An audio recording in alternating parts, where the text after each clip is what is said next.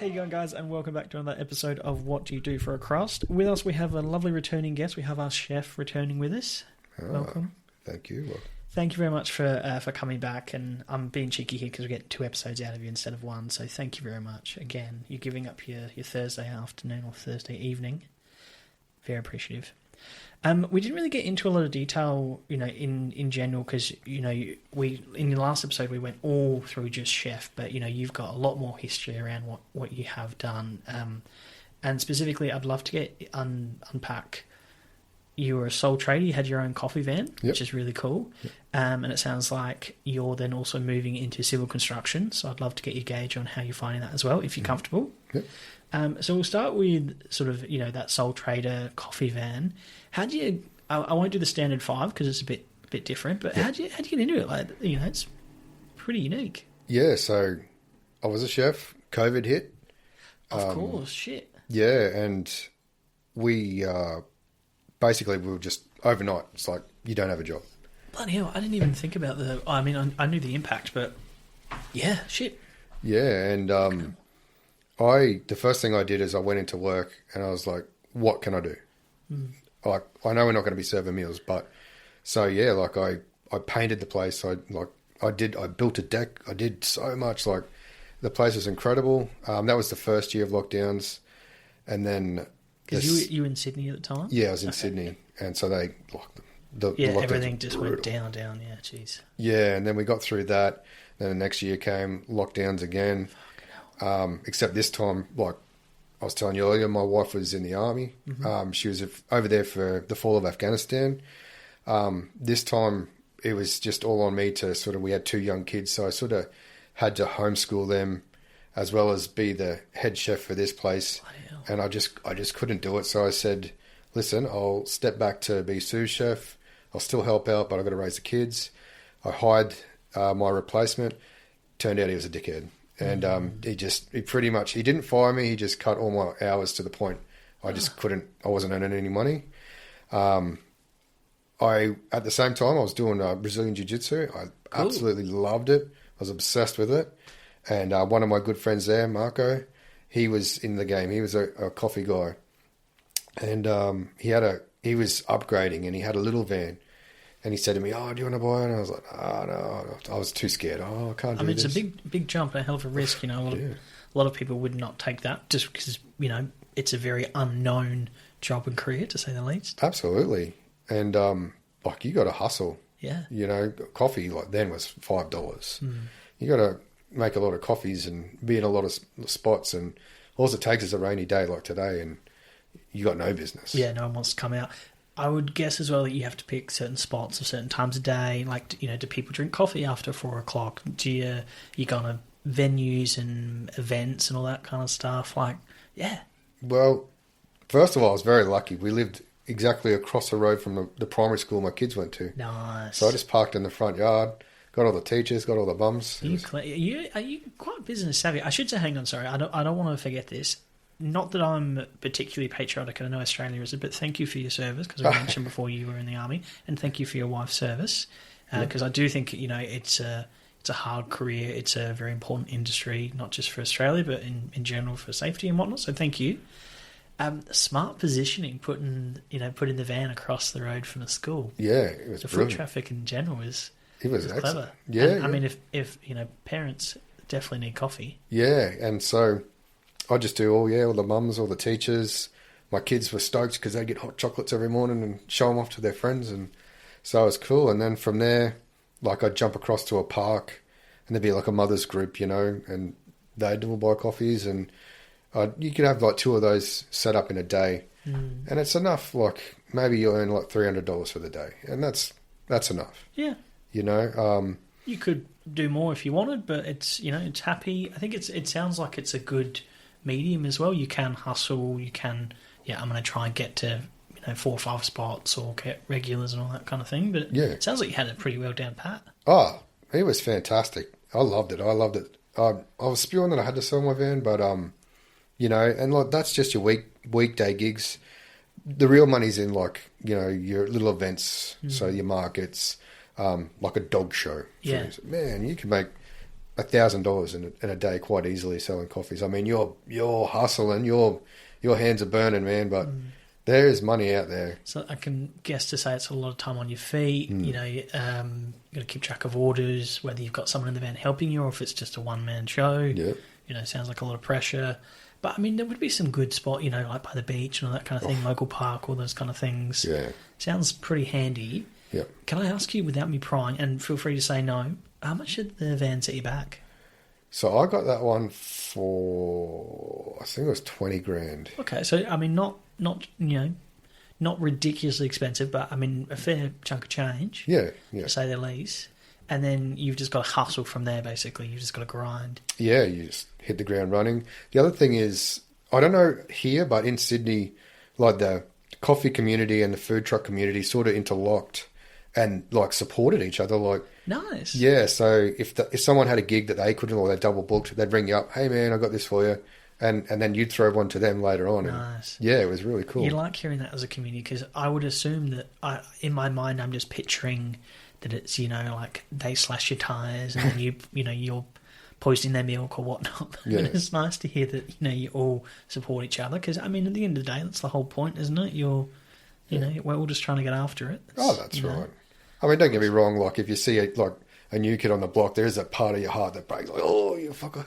You know, like, what are you doing better than me? Yeah. No, but then you sort of meet them and, like, they're going through the same struggles as you know.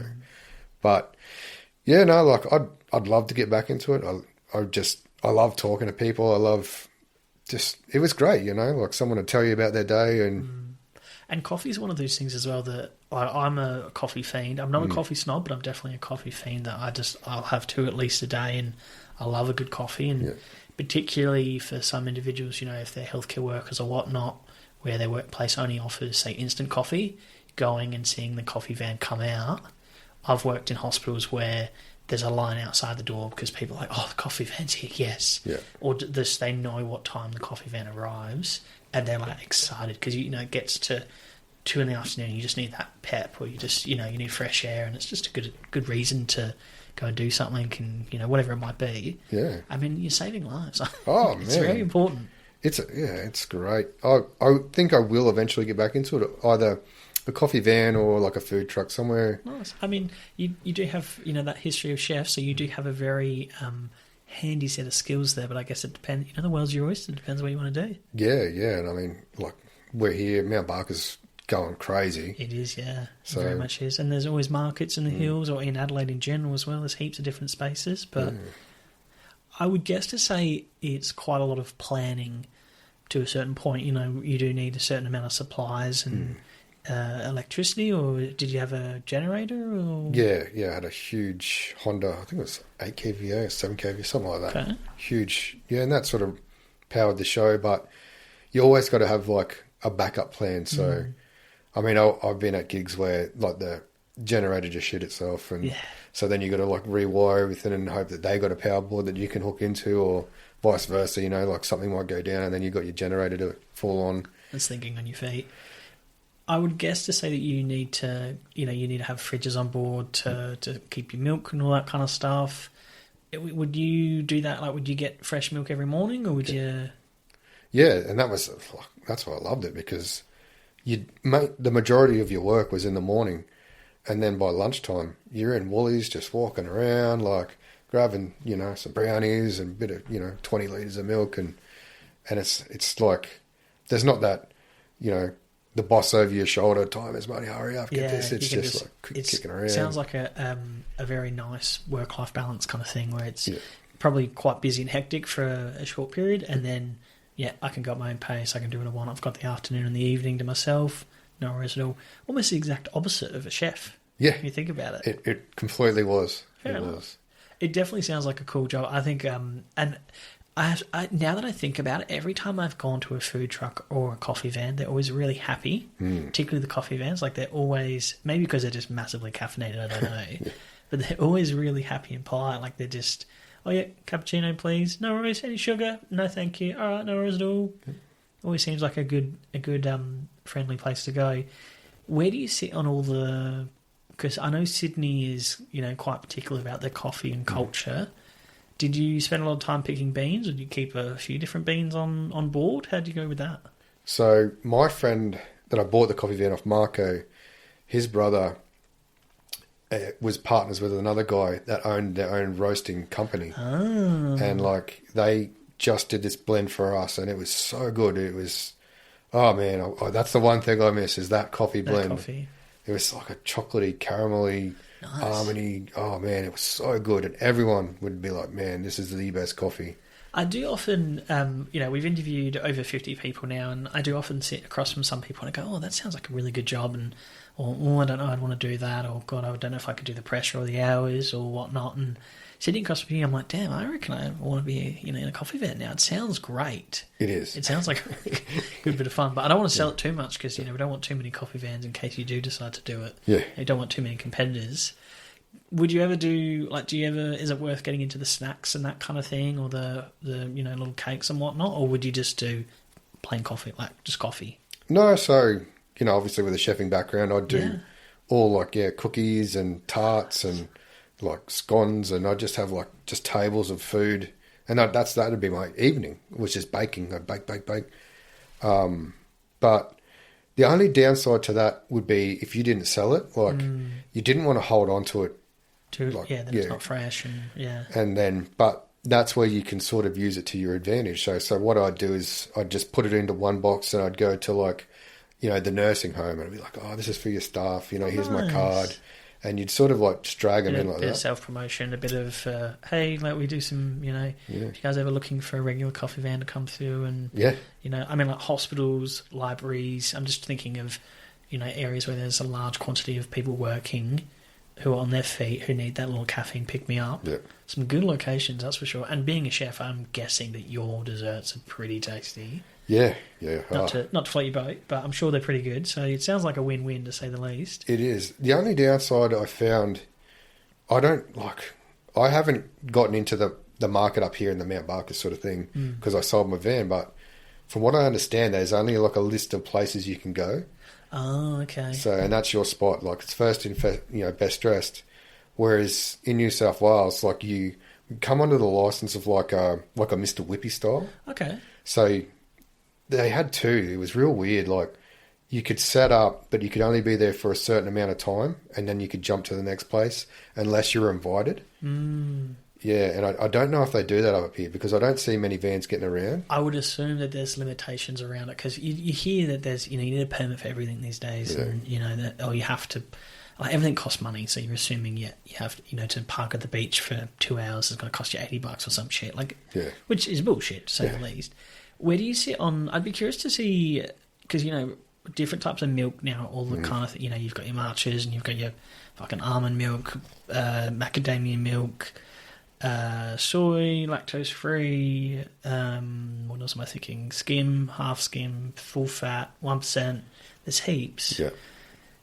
How do you go setting your prices? Just given, because coffee's getting expensive now. Yeah. But I don't think it's stopped people from buying it, let's be fair. No. People really value coffee in a lot of states in Australia. Yeah. How do you go setting those prices? Well, because you need to make money, and then obviously you got to pay off that $20,000 investment as well on the actual van. Yeah. Even though it's a resource, so it's got to be worth your time. You're right. When it came to milks, specialty milks, I was a bit cheeky. Like I said in the previous one, I got diagnosed as celiac, but much later in my life. So when I started buying celiac things, everything was so expensive, man, and it used to piss me off. It's like, why am I getting punished for something you didn't even get to choose? So when I had the coffee van, it had there 50 cents dollar extra, but I never charged it unless they were an asshole to me. That was the only time. Fair. But if they were nice to me, I'd be like, oh, don't worry about it. There's a chop for your kid. That's nice.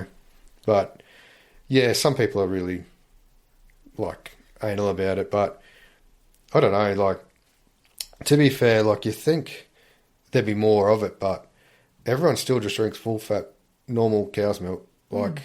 You might get one or two almond or oat or oat's pretty common these days now as well. Most of the people I know that have specialty milk is because they have dietary requirements, which is very fair. But I have seen where I've been to one place in the city and they charge you for sugar. Oh my And I was God. like, fuck me, is that the world we're getting into now where they charge you for sugar? Like, I couldn't believe it. We went out for dinner the other night at an Indian place up there, and they charged us for the tap water. Like, I mean, that's, it's out of the tap. Like, come on. yeah, it was like $1 for a bottle. I mean, times are tough, so Yeah. I mean, I'm not trying to judge, but it does seem a bit, unfair to say the least.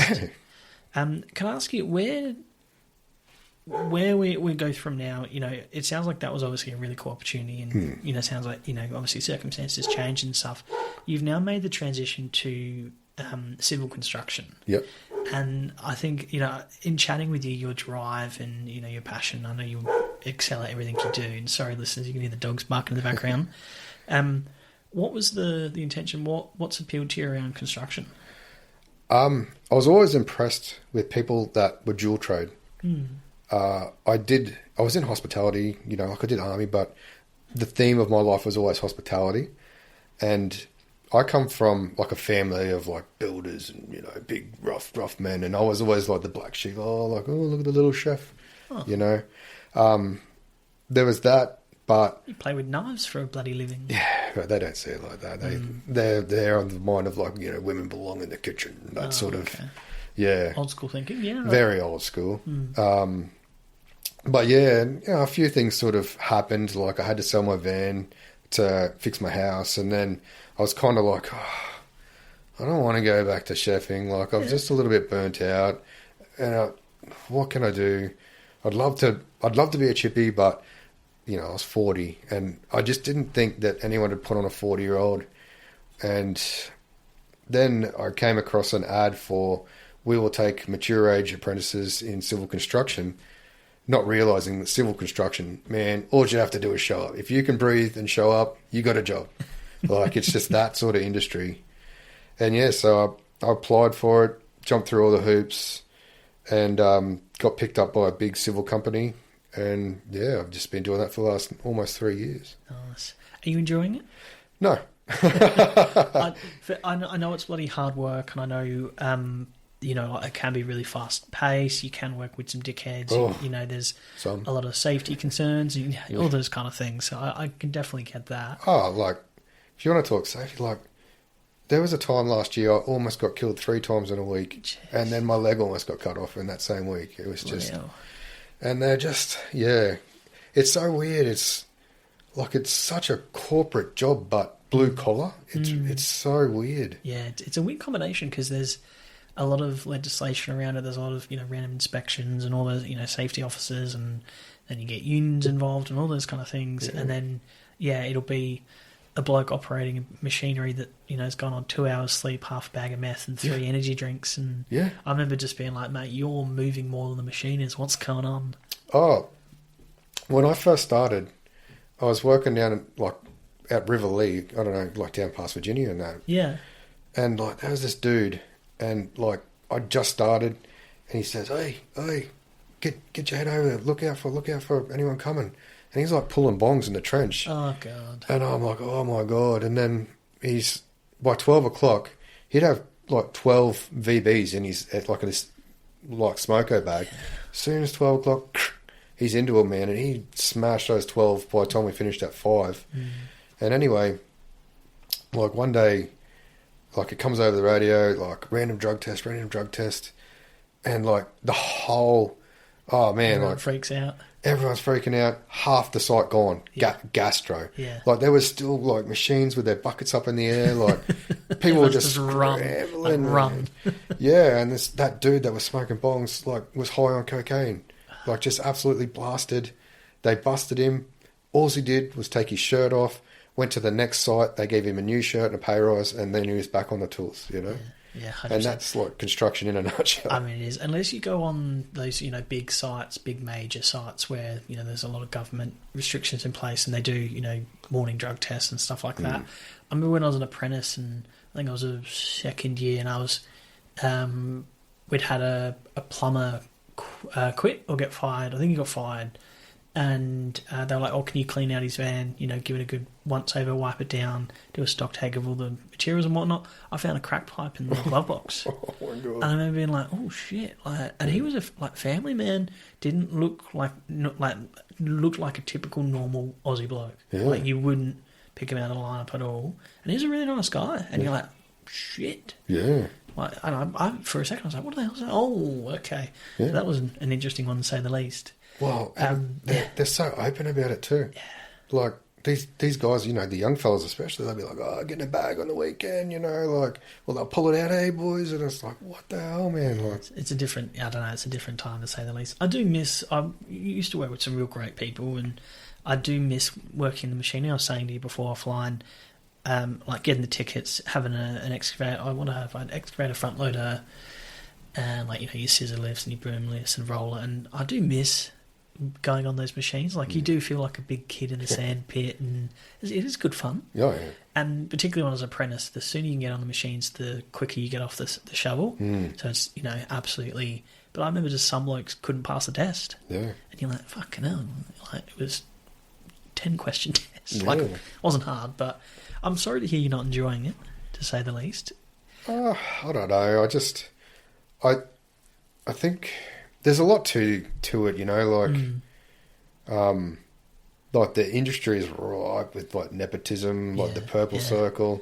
So you got all that sort of. If you're an outsider, you got to try and like work your way in and get a bit of a reputation and whatnot. I do love your mentality though, and we talked about this a little bit on the last episode when you came in as the chef. You're willing to give it a crack. You've gone, yeah, I'm 40. I'm going to change. See how we go. Yeah. Like, I think that kind of stems to a bit of your personality, a bit of your core traits that you're going to excel at whatever you want to do as long as you're interested in it and you know, you're happy to keep doing it. You've got skills to fall back on if you need to. Awesome. Yeah. But the fact that you're willing to give it a go, particularly, you know, in your 40s, like I said before, you don't look 40. Okay. But, you know, that avenue of going, yeah, I'll just give it a go. If not, I'll find something else and go from there. There's no perfect trade anyway. Like, realistically, plumbing, you're touching shit and digging trenches. Yeah. Electrician, you're in roof spaces. Carpentry, you're up on, you know, having to climb fucking stud walls and stuff like that. Bricklaying, you're in the sun all day and just hubbling mortar and brick. Butchers, you're covered in meat and maggots and, you know, blood. What other trades are there? I mean, there's no perfect trade, and there's no perfect job. Like, let's be honest. You know, they got to pay you to rock up. That's the whole point. That's right. Yeah, I was actually thinking about that because I was like, you know, because I have done a few different trades and jobs and that, and then I thought, oh, what if you were to ask me, you know, what's been your favourite job or this or that? But the truth is, like, there just isn't. You know, like the only thing that makes a job good is the people that surround you. You know, like 100%. If like you could have the shittiest task in front of you, but if you got a couple of good lads, like, you'll do it, and you'll do it with a smile on your face. 100%. I used to work in a bottle-o when I was when I just quit my trade and went to uni, and I was held up by a knife a couple of times. We'd get robbed, and I'd have to I had people like fight me because they were trying to steal a 10-pack of Jim Beam cans and stuff like that, like all the time. Yeah. Or you get someone like, "Oh, hey, you look under 18. Can I see your license? I can't sell you alcohol otherwise." And then they wouldn't give it to you, and then they'd spit on you. And you're like, what the and I was getting paid like $20 an hour to do this. But I had some really great colleagues. Like, they were just generally really nice people. And they've all left and gone off and done other things, obviously. But I still have such great memories because, yes, it was a shit job, but it was actually really fun having good people to do it with you. Yeah. It was amazing the people you work with. Yeah. And the experiences that they create. So to ask your question then, what has been your favourite job thus far, or your favourite sort of interest? The coffee Nothing. van. The coffee van? No, well, was that lonely? I mean, because you said you were talking to quite a lot of people, you know, while they're waiting for their coffee, or how's your day been? Yeah, not too bad. All that kind of stuff. Yeah. Oh, I like to listen. Yeah. Like, I like to I'll just ask leading questions, and then I can listen to what they say, and then just like respond. You find an interest, or you find a pathway, and I'll find a thread, and then like to them, like, you could be a podcaster. That's pretty much it. Thanks, man. But there was just something about it. I just like different people. Like, I think that's the only thing that sort of I really, really like about construction is, like, yesterday I was working with a guy that had a company that was turning close to like $1.5 million profit, and then it just went sour, and then like he's 49, and then he's like, well, what am I going to do? Oh, I'll just go to construction, you know. And there's so many stories like that, and every day I'm working with someone different, and I ask their story, you know, like, oh man, like I've worked with a dude. He was an African dude, and in Africa he was like a preacher, you know, and he like sung in the choir, and then he comes here to Australia and he's working construction, but he's just a proper hardcore alcoholic cokehead now. Like, it's just such a change, man. The industry's changed him, unfortunately. Yeah. Not ideal, to say the least, but I mean, it does happen. So it does. Interesting. Okay. I was going to ask you a question, but it's escaped me, to say the least. Fuck, what was it? Nah, it's gone. It's gone into the ether. No, but like with construction, and like, because I'm doing the apprenticeship, the problem with the apprenticeship is it only got invented in 2019. So very early days. Very early, and it's just like they just scraped a bunch of like components together to say this is what civil is, and it's like a whole bunch of nothing really. Like, I mean, it's like, I don't know how your apprenticeship started as like a plumber. Maybe they got you measuring pipe, and then you had to cut a pipe, and here's how to dig a trench. Where, you know, like, and it would have reflected at TAFE. This is this week, that week, that week. Yeah. Where this is just, there's nothing like that. It's like... I mean, to be honest, I did mine 2010, 2011. And there was a bit of, yeah, what are we doing today? Oh, fuck knows, we'll figure it out. We'll go from there. I think the challenge was that we had, like, we all worked for different companies and then all went and did our learning together, but some blokes had really supportive people to work with and some hadn't. Circling back to, like, you know, a job makes it, you know, it's good or bad depending on who you work with. Yeah.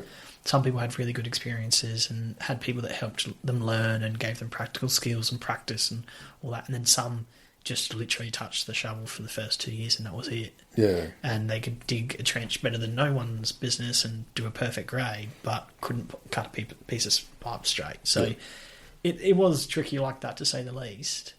But I mean, everyone's a little different as well, so it depends on skill-wise. How's the body holding up? Yeah, it's all right. It's still... There are days when it's like, if I've got to be on my knees doing shitty labour tasks, like picking rubbish out of the gutter or whatever, like the things, yeah, it's held it up. There was when I first started, I was actually on the carnivore diet. Like, I just sort of got into that, and I don't know, like, it just really suited me, gave me heaps of energy. I lost 20 kilos. I lost my dandruff. I stopped snoring. Like I was like fairly depressed. I wasn't depressed anymore. Like, yeah, it was pretty wild, man. Like, it just changed me. Wow. But now I've kind of like fallen back into old habits. You know, it's like I was saying, I had KFC chippies before and just... But, yeah, no, like for 43, man, I think like I'm still keeping up with the young dudes. It's definitely a good sign. I had to get out my hands. I don't know what it was, just cold morning. Just were fucking horrible, to say the least. But saying that, you don't see a lot of really old labourers yet. Like you don't. I used to work with an old fella called Richard, and he was a really, really nice guy, but he had like crab claws. Oh, like his hands were just that fucked that he needed to retire because he just physically, like, he'd shake it. He couldn't even turn like a door handle. It was just so bad, and you're like, fuck, man, what are you still doing here? But I mean, it is what it is, to say the least. But I'm assuming you get, you know, variety. You get every day is a little bit different. You work with different people, like you mentioned. Are you getting on the machinery? No. No. I just sort of got a bit stitched up. That's just civil, really. Will you get the opportunity down the road? I'm hoping, but like I said, I've got like a month left, and then... Home stretch.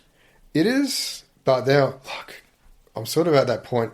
I got about 3 years, and then I got to start thinking about doing something different. You know, like, that's just my brain. Yeah. Like, I adapted really well to chefing because there was always something to learn.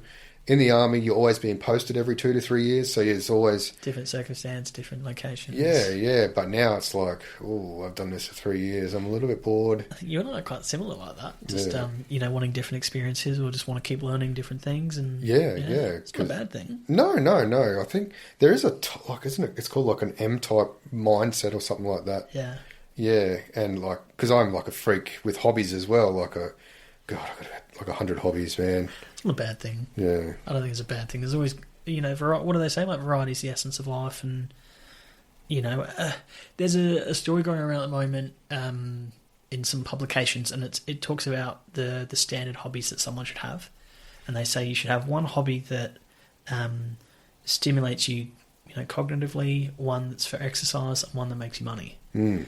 And if you can have one that does all three, then you're winning. Mm. But you're kind of like, fuck. How do you fit 8 hours of sleep, 12 cups of water, 10,000 steps, 3 meals a day, and working? Like it's just not physically possible. I don't think some avenues, and is what it is, I guess. Yeah. That's probably a real depressive pathway, or depressive thought process to have on it. But that's what some of them have said, and I don't know if that's fair or not. And there's one more that's meant to be around social, it builds your social network, or it builds your social integration. So you've spoken with people, you're making new friends, or whatever it might be. I don't know. Yeah. No, I had heard that a while back, and I'd followed those sort of paths. Like, I did like Toastmasters because like I was a bit nervous around, public speaking. So I was like, right, I did that for like a year, and now I can just get up and do a speech. Nice. I was scared of the ocean, so I learned to surf. I was afraid to get my ass kicked, and that's why I did jiu-jitsu.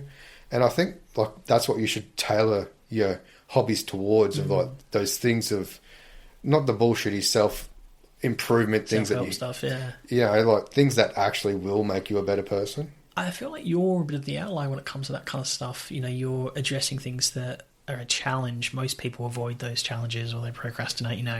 I'm scared of the ocean, I'm not going to fucking swim, or I won't bother. Or, I'm doing my ass kicked, I'm going to do jiu-jitsu. Yeah. Someone will be like, it's too hard, or I can't find the time. Often we give ourselves those excuses. Cost too much money, I can't get there, I've got other commitments, all those kind of things. And I'm not saying that's a good or a bad thing, we're all different and all that kind of stuff, but hey, Well, yeah, and that sort of leads me back to construction and, why, like I said, I came from that family. But another thing is, like, my house was, like, fairly damaged, and the builders would all talk, and then they'd talk to me like I knew what they were talking about. And then I became really self-conscious because I was like, I don't have a freaking idea what you're talking about. So it was like I was lacking a part of me that I needed to sort of address, and that was it, man. Like, I just wanted to, and like civil construction is not building a house, but now at least when people talk to me, I know what they're talking about. I mean, it gives you really good basic knowledge, in general around how things are made, or just the general, their general construction of them, or, how to assemble things, break things up, whatever it might be. Even just, it's nice to even, build that pathway of how something works, Gone are the days. I was talking to a mechanic I'm hoping to get on here in an episode, and he was saying, when he did his apprenticeship, they got an engine block and they took it fully apart and, machined everything down and fully renovated it, restored it. Now, you just get a new engine. Like, you don't bother. Like, nothing gets fixed. And, a lot of those kind of things are a dying art. We don't care about how things work. We just, pull it out, put it on. Like, we just replace things now rather than repair. Well, it comes back to what we were saying in the convenience. Yeah. Like in chefing. Just buy that packet of gravy, mate. Time, cost, I mean, it's what makes the world go round, which is really negative, but, I mean, it sounds like we'll just do anything to save a buck. Yeah. And it's like it's killing us, man. Yeah. Like they say, like... We're losing pride in things, it feels like. Yeah. And every time, like, they give you something like some sort of technology, you lose something. There was a time where we could navigate by the stars, and then we had the nav book. Yeah. But now we got that, and you take the internet. If your phone dies out while you're driving, your GPS is gone. You're stuffed, man. 100%. I was driving somewhere a couple of months ago out north, and for the listeners, I've got a very old school ute. doesn't have power steering, you know, all that kind of stuff. And my phone went dead, and I was with a friend, and they were like, "Oh, how are we gonna get home?" And I'm like, "We'll just head into a direction until we see something we recognise." Yeah. Oh, how's that gonna work? We'll just head south and just see what happens. And yeah, eventually you know, oh yeah, we're on Grand Junction Road, no worries at all, and then you're fine. Yeah. But the fear of, like, he was freaking out. He's like, "Oh, I've got no idea where we are." I'm like, "Well, we've got a full tank of petrol. We'll be fine. Yeah. Like, we'll figure it out." Yeah, it's worse when you got no fuel. Well, I mean, particularly the cost of fuel these days. Like, if I told the wife I was just wasting fuel, she'd be pissed. But yeah, it's a weird pathway that we're getting into, to say the least. Yeah. Yeah. I'm conscious of your time because I've, like I said before, I've very sneakily snuck 2 episodes out of you instead of 1. So thank you very much. No. It definitely sounds like, you know, owning a coffee van is, you know, a very interesting career and, you know, interesting way to make money, and sounds quite interesting, to say the least, and really quite cool. Yeah. You know, making your own hours, all that kind of stuff. I'm very curious to see in the next 3 years if you're still in construction or you've moved on to the next thing. Yeah, I'm thinking maybe like a friggy. I might become a friggy. Yeah. They do a lot of like copper welding and stuff like that, and it's good money in refrigeration, from what I hear. I heard there's only 38,000 of them in Australia, so there's Wow. such a shortage. Like, Wow. yeah. I mean, that would, you know, you've probably had a lot of experience with walk-in freezers and stuff like that, and, you know, diagnosing things, and Yeah. yeah, It's either that or disability, like, yeah, because like I'm sort of also at that point in my life where I want to help people. Like, I think something happens when you get into your 40s. You stop wanting to chase the glory, and I don't know, you just sort of help. yeah, Or make, do make a something. difference, more Yeah, of an make a impact. difference. I would That's it. argue that, you know, civil construction is still making an impact, and same thing with, you know, being a chef as well, and also in the army. Like, you've made a hell of an impact so far. I don't know. It's just weird, man. Even if you look at it in the simplest form of having your coffee van, someone getting a coffee, they've had a shit night, they're going on no sleep, whatever it might be, they're stressed at work, or they've got a sick kid, or whatever it might be, and your chipper self has gone, "Hey, what can I get you?" Yeah. "Oh yeah, flat white, no worries. How's your day been?" Well, I hope the caffeine will help, and sometimes a coffee is all it takes, and a quick convo, and that helps someone's day. So, I mean, be surprised. Yeah, no, like the best gig I ever did with a coffee van was I got employed by the police in, it was like one of those real rough suburbs just out of Sydney. And it was for like the homeless. Oh yeah. And what they had me doing coffees, and then they had a room next door, and it had like a barber and like somebody, like a social worker, where they could go in. And this dude, man, like he was rough. He came in, and I was talking to him. I gave him a coffee. Just, you know, have a good day, man. Goes to the social worker, gets a haircut, comes back, didn't even recognise him. Yeah. And like I was floored, and like I said, "Dude, look at you look incredible." And like it was probably the first time he'd heard that in a long time. And like I gave him another coffee. I was like, "Man, you look so sharp. You're going to kill it today." And like he beamed, man. You know, That positivity that you bring would change someone's day, someone's week, someone's month. Yeah, and like he's had it so rough for so long, but that simple act of a haircut and a coffee and somebody to say, "Dude, you're looking good." Yeah, it just changed him. Even the example you gave before of, you're making coffee for someone, and you gave their little one a chupa chup. Yeah. Something like that is, a little sweet treat, and they're like, "Oh, nice, I got a lolly." Like, how was the park? Yeah, good. I got a coffee. There's a really nice coffee bloke out there, and gave the little one a lollipop. Like, you didn't have to do that, but it's just that little extra thing, and it's a nice thing to do. Unless they think I'm a creep. No, I mean, Dude's cracking under my kid. I don't think so. If you're trying to lure them into the coffee van, it might be a bit different. But if you're just giving them I think that's different. Yeah, I hope so. Very different. We might wrap up because I don't want to take up too much of your time. But, I mean, thank you very much for chatting with me because, I mean, I'd love to do again another episode because just your life experience. I don't think we talked a lot about the army when you were in the chef and, how you found it and all that kind of thing, because it's definitely a different pathway that a lot of people don't take these days. Yeah. I honestly don't know why. Yeah. But you've had a hell of an interesting life thus far, to say the least. And some very handy skills, let's be honest. Yeah. We'll see how it plays out. The best thing for me is just to be able to eventually pass all that knowledge on to my own son, so, and that, as a father, that's probably the best thing I can do. That's very fair. I have no doubt that you'd probably be I don't know your children, but I can imagine you'd be a very nice parent and a very good partner, because you are very positive, and the fact that you're willing to give things a crack, and you've come onto the podcast not knowing me, and we're just having a yarn and learning so much about you. The fact that you're going, I'll just give it a shot, and I'll just I'll see what happens and where life takes me, and it's a hell of a way to live, and I think it's done you wonders. Well, thank you very much. Yeah, Owen hasn't been questioning my choices sometimes, but we all do that though, don't we? Yeah. Thank you very much. We'll wrap up, but thank you again for coming in. I appreciate it. Thank you very much, Ed. Cheers.